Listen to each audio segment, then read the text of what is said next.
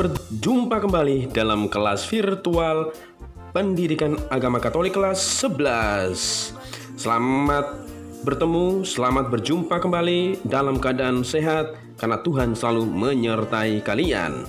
Kembali kita bertemu dalam pembelajaran ini di kelas 11. Dan kita sudah membahas dalam pembelajaran sebelumnya, yaitu mengenai sifat-sifat gereja, dan kita sudah bahas beberapa sifat. Namun kita terlebih dahulu mengingat kembali hakikat pendidikan agama Katolik. Pendidikan agama Katolik dilakukan secara terencana dan berkesinambungan. Dalam rangka apa? Mengembangkan kemampuan peserta didik untuk memperteguh iman dan ketakwaan kepada Tuhan Yang Maha Esa. Dengan apa? Dengan tetap memperhatikan penghormatan terhadap agama lain, toleransi, dan juga untuk mewujudkan persatuan nasional. 3 hal itu berkaitan erat, yaitu memperteguh iman, penghormatan terhadap agama lain, dan juga setia pada NKRI. Tujuannya apa? Yang pertama itu adalah pendidikan agama Katolik merupakan salah satu usaha agar peserta didik mampu berkomunikasi, mampu memahami, mampu menggumuli dan menghayati iman. Itu pendidikan agama Katolik, tujuannya itu adalah agar peserta didik mampu memahami, kemudian menggumuli, menghayati iman dan berinteraksi satu sama lain.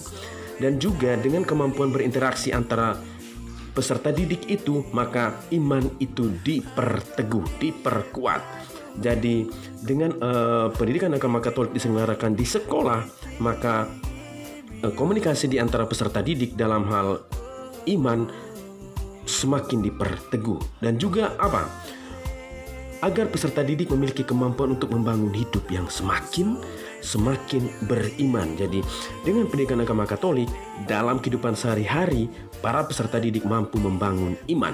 Ingat, dalam pendidikan agama Katolik ruang lingkupnya itu adalah peserta didik, kemudian Yesus Kristus, gereja, dan masyarakat. Pribadi peserta didik itu dipelajari dalam kelas 10. Kemudian dalam materi pertengahan kelas 10 sudah membahas mengenai Yesus Kristus, mengenai Injil. Dan di kelas 11 memahami atau menggumuli gereja, dan yang terakhir itu adalah di kelas 12 tentang masyarakat. Nah, kita sudah membahas 4 sifat gereja. 2 sifat yang pertama yaitu mengenai gereja yang satu dan gereja yang kudus. Dan kita sudah memahami itu, dan kalian pun sudah pasti sudah memahami gereja yang satu itu seperti apa, gereja yang kudus seperti apa. Dan hari ini kita membahas atau mendalami sifat, yaitu sifat gereja yang Katolik, sifat gereja Katolik yang Katolik. Nah, berharap bahwa dengan memahami sifat-sifat ini, kita menjadi pribadi yang diutus ke tengah masyarakat dengan satu tanggung jawab, dengan satu tugas mulia. Jadi tidak hanya pada tataran memahami, tetapi juga tataran praktik. Nah, ini memahami sifat gereja sebagai dasar panggilan untuk merasuk dan memperjuangkan nilai-nilai kerajaan Allah. Nah, peduli pada sifat gereja berarti kita mengambil tugas sebagai rasul untuk memperjuangkan nilai-nilai kerajaan Allah. Nilai-nilai itu seperti apa? Nilai kedamaian, nilai toleransi, kemudian nilai respek terhadap sesama, dan lain-lain. Nah, kita lihat pertama, kata Katolik itu berasal dari kata Latin itu Catholicus, yang berarti universal atau umum. Dan ingat, nama ini atau kata ini sudah ada di awal abad kedua. Jadi pada tahun 100-an, itu pada masa Santo Ignatius dari Antioquia. Jadi sudah ada, jauh sebelum skisma Protestantisme. Artinya apa? Universal artinya gereja yang utuh, lengkap, tidak hanya setengah-setengah. Dan juga mencakup semua orang yang telah dibaptis secara Katolik di seluruh dunia dengan tata liturgi yang sama dimanapun berada. Kita akan melihat bagaimana itu ada di dalam gereja-gereja di dunia, itu gereja Katolik yang ada di dunia. Kata universal juga sering dipakai untuk menegaskan bahwa di dalam gereja Katolik tidak ada sekte-sekte atau aliran-aliran. Jadi gereja itu satu, gereja itu universal, berlaku untuk semua dengan tata cara yang sama, dengan hukum yang sama, dengan liturgi yang sama, dan lain-lain. Gereja juga dipanggil untuk menghormati kebudayaan, adat istiadat, bahkan agama manapun di dunia. Itu sifat universal. Jadi gereja Katolik tidak eksklusif, tetapi dia inklusif pada segala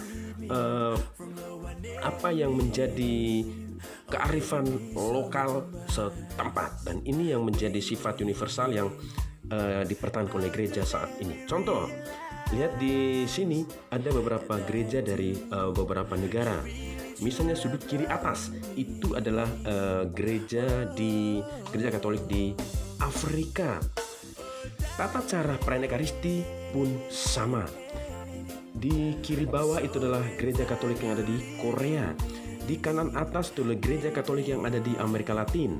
Dan kanan bawah itu adalah juga gereja atau sebuah pengajaran dari seorang pastor di Afrika. Dan ini adalah gereja Katolik Katedral Jakarta. Semua yang berhubungan dengan tata cara semuanya sama, hanya berbeda dalam hal bahasa, karena itu adalah unsur budaya di dalam daerah itu atau di dalam negara itu.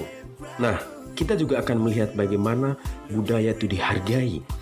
Misalnya Injil yang dulu ditulis dalam bahasa Aram, dalam bahasa Ibrani, dalam bahasa Yunani, sekarang kita temukan dalam bahasa daerah setempat dengan penutur setempat. Misalnya dalam bahasa Minangkabau, Injil ini dalam bahasa Batak. Artinya orang yang berbahasa Batak, penutur bahasa Batak pun memahami kitab suci. Kitab suci juga sudah diterjemahkan ke dalam bahasa Sunda. Jadi penutur bahasa Sunda memahami kitab suci.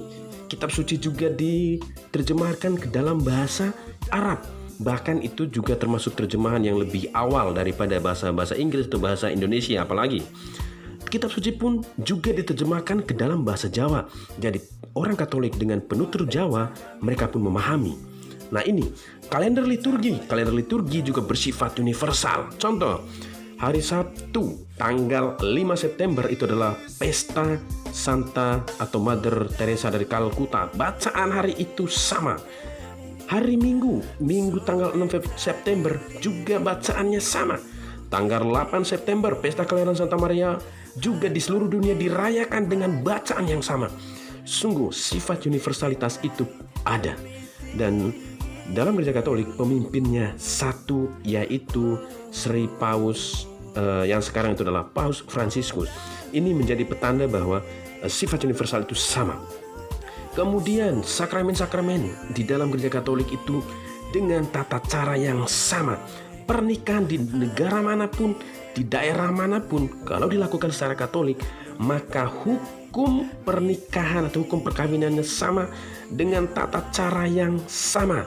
Hanya berbeda tadi apa? Misalnya bahasa. Dan kemudian dalam liturgi, terutama dalam Ekaristi, materi anggur dan roti itu sama.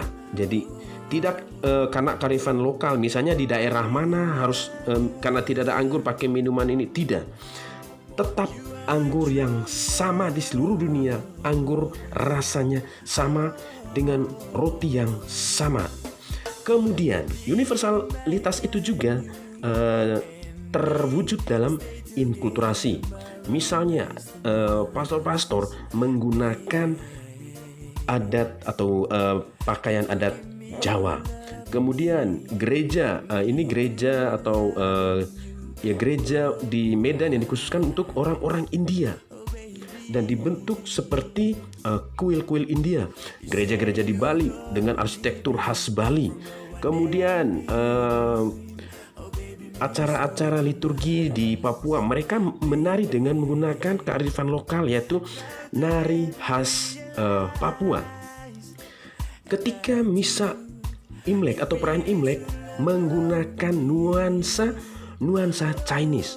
Bahkan ini di Hio mungkin dalam gereja Katolik hanya gereja Katolik yang menerima untuk tetap menggunakan Hio. Musik liturgi juga menggunakan gamelan di dalam inkulturasi bahasa Jawa. Kemudian teks lagu atau lagu-lagu ini lagu yang sangat mendunia dari Batak, yaitu Arbab. Ini menunjukkan bahwa gereja Katolik itu sangat universal. Jadi dengan sifat Katolik atau gereja Katolik yang bersifat Katolik menunjukkan universalitas atau keumuman dari gereja Katolik. Nah, untuk teman-teman, silakan setelah memahami ini, silakan kalian membuka di website itu di fitur feedback dan fitur komentarmu. Silahkan di feedback kalian menjawab beberapa pertanyaan yang ilmiah di sana. Gunakan analisis cerdas kalian, gunakan kemampuan literasi kalian untuk menjawab pertanyaan-pertanyaan yang ada di sana. Pertanyaan itu dalam bentuk chat gitu ya. Sama juga di komentar. Sebelum kalian meninggalkan website ini, tinggalkan komentarmu agar website ini tetap berguna dan terus berkembang. Nah, teman-teman, semoga dengan membahas tema ini kita pun sungguh-sungguh menjadi orang yang terbuka pada semua kemampuan kearifan lokal agar iman kita pun diperteguh dan benar-benar membumi dan mendarat. Nah, itu adalah teologi yang sudah kita pelajari. Dan nanti kita akan mempelajari dasar-dasar atau bagaimana kitab suci dan ajaran gereja menggeluti tentang sifat Katolik itu. Thank you.